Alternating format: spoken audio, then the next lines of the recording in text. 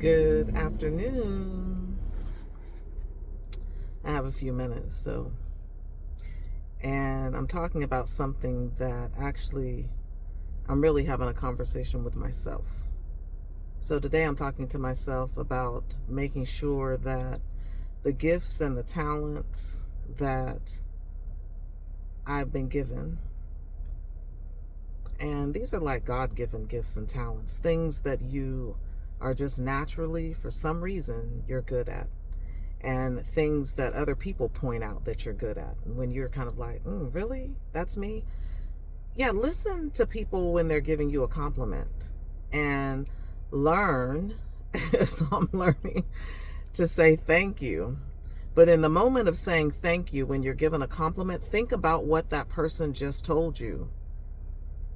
And even if in your own mind you're like, that's not true, or your brain is having an alternate conversation with you, think about something that someone has told you, and then think about how many other people have told you the same thing that could be beneficial to you. So especially when so many people are seeing something in you, people that know you, people that just met you, and they say something about you that is good, something that you do that is good, that maybe you don't even recognize. You're not recognizing that as a skill or a talent or something that can be of value, not just to you, but of value to others. And there are times when you have talents. I have talents that I haven't necessarily taken as seriously as I should have. And you have talents that maybe you saw someone more talented and you decided, I'm not going to be able to do it like that. And the issue is, the more I see what people are doing and the success that people have, it's really people know, this is not a secret, that you don't have to be the best to find your people. You don't have to be the best at it. What you have to do is do it, and do it consistently. That's it. And imagine that. If you're not the best and you're not so great at it yet, or it's something that you're good at, but you feel like, I need to get better and better, but I'm not going to be as good as... You can't get better if you don't continue doing it. You just kind of get stagnant, even in something that you already naturally have a particular amount of talent in. Okay. That whole thing of if you don't use it, you'll lose it. I don't know. There are several things that I had that I haven't used in a while, and I guess I can't answer that. What I can say probably is, if you don't use it, you can't improve it. So the things, different creative things that I've wanted to do or that I've done in the past that I was good at, if I stop doing them, I know I haven't improved in them. Now, I'm not sure if I've lost it because I haven't tried it. So I'm trying it, But I want to say that because I met a young lady the other day that was 80. A young 80. And I try and, like, when I'm in people's presence, to like take, steal from them, steal the gifts, right? And one of the gifts that I stole from her was how she's so young at 80, I stole several gifts from my mom too. But what I noticed from this young lady is that all of her accomplishments are the things that have given her her greatest sense of joy and peace and, I guess, success, a freedom to be who she wanted to be and experience the things she wanted to experience, came from her natural talents. And the story that she tells, she wasn't looking for recognition. She wasn't looking for the payoff. She wasn't looking for the lottery. She just found something that she enjoyed, and she worked at getting better at it. And she saw something else she enjoyed, and she did it, and she got better at it. And as she got better and better at it, those skills, it just kind of like your skills, just like the words you speak, float into the air and materialize into something. The skills that you build can float into the air and materialize into something you would never imagine. And that's why it's important to know that you don't have to know the end game because so many of us, including I could cry over this, because at my age, the things that I look back, the end game, me focusing on the end game ended a lot of things for me in certain moments, you know? And so I look at that, like trying to focus on the end game didn't allow me in the present to develop those things, you know? And so she's 80.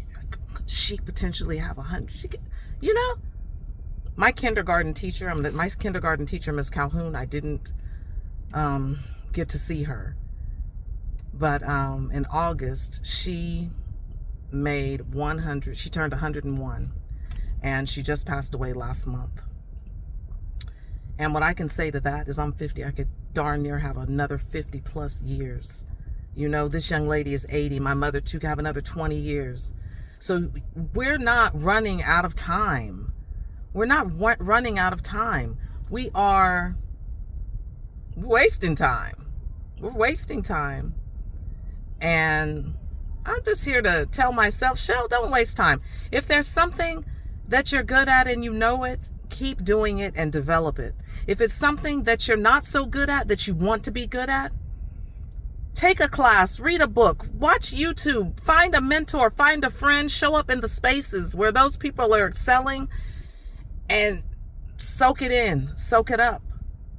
But if you have an idea and you want to do something with it, you can't fail. Just do something with it. It'll do what it's going to do. Throw it out there. Just do it, you know? And if you have a friend that's doing something that they're trying to do, support them. Support them. Just support them. Stop. Don't put the shade over other people's dreams. Don't do it. A lot of the decisions that we make and the way that we sort of, you want to call it, counsel others is from our own lens, from the experiences that we've had, and from our own fears and things of that nature, you know? And so a lot of times when people are talking to me, I try and not like step into my own personal biases. I try and like blank slate, listen to this person, because I don't want the way that I feel and the way that I've led my own life, or the little thoughts that I've had, or the little voices that I let chatter to me. I don't want that chatter to disturb others sometimes. You know, I got to keep that chatter under control myself. And sometimes I've noticed me coming and speaking out loud is like, I don't know. It helps me, because then I actually do go back and I think to myself as I'm thinking. I don't make things up. I don't write things down generally before I say them.